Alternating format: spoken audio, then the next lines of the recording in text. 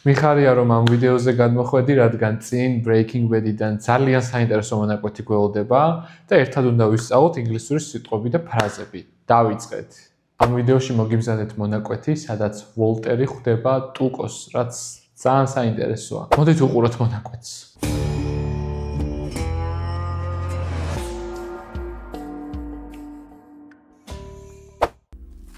It's your meeting.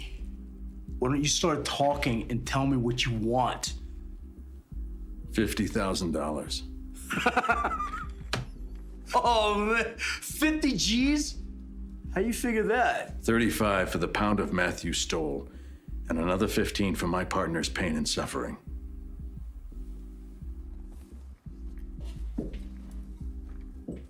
Pardon.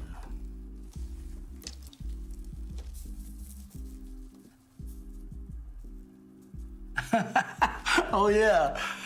I remember that little bitch. So you must be daddy.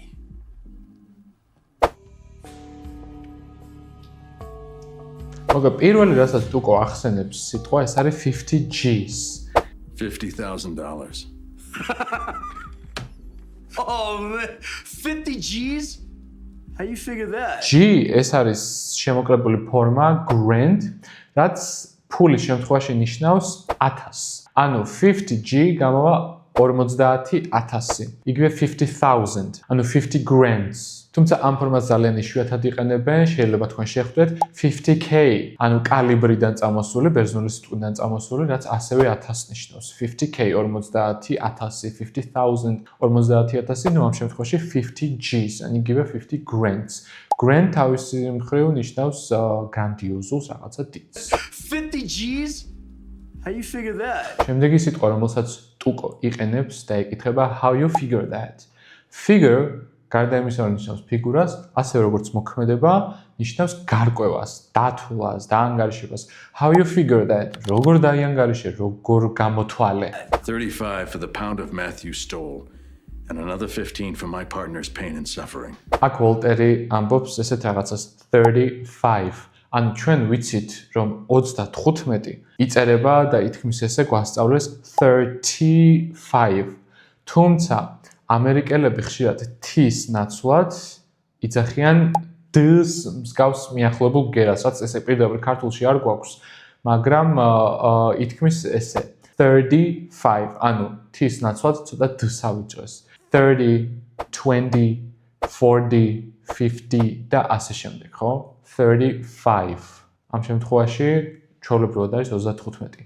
ეს ასევე გაგვიადვილებს მოსმენის გაგებასაც, იმიტომ რომ როდესაც ამერიკულ ინგლისურს ვისმენთ, ამაზე მობილიზებულები უნდა ვიყოთ და ჩვენი ყური უნდა იყოს შეჩვეული, რომ ამერიკელები T-ს ნაცვლად ზოგჯერ R-ს ან D-ს მაგვარ ბგერას იძახიან. ამ შემთხვევაში 35, იგივე 35, როგორც ბრიტანელი იყო. 35 for the pound of meth you stole.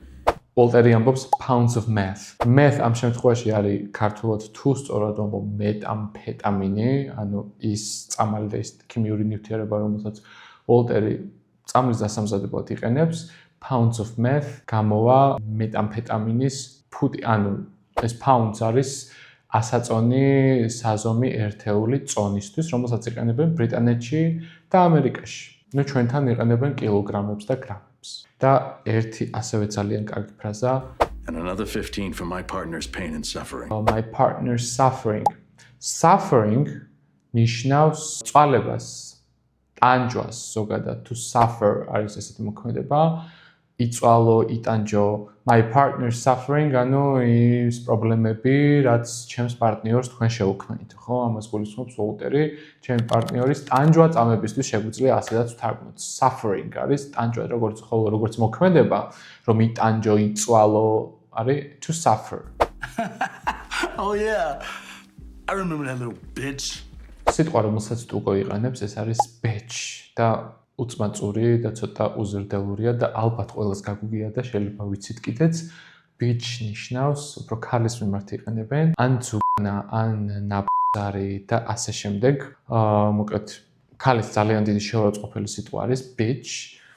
ხოლო So you must be daddy. Daddy, ну, daddy-ს ასევე უწოდებენ ასაკით უფროს, ცოტა ხნიერ, 50 წელს ან თუნდაც 40 წელს გადაცილებულ მამაკაცსაც.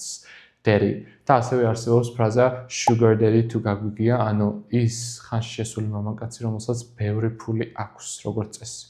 ან bitch და daddy. და ასევე ისიც დავაფიქსიროთ, რომ daddy აქ არა daddy, ასე არ ამბობენ ამერიკელები, არამედ daddy. ან d-ს ნაცვლად არის ცოტა r შესული და შერეული. Daddy. ეს იყო ჩემი გაკვეთილის პირველი ნაწილი უფასო ვერსია, ხოლო თუ გინდა სრული ვიდეო გაკვეთილი Breaking Bad-ის, აუცილებლად გადადი აღწერაში მითითებულ მულზე, სადაც უმარტივეს ფორმას შეავსებ და თუ შეიძენ ჩემი ვიდეო გაკვეთილს, აუცილებლად წინ ერთად კიდევ ბევრ საინტერესო ფრაზასა და სიტყვას ვისწავლით.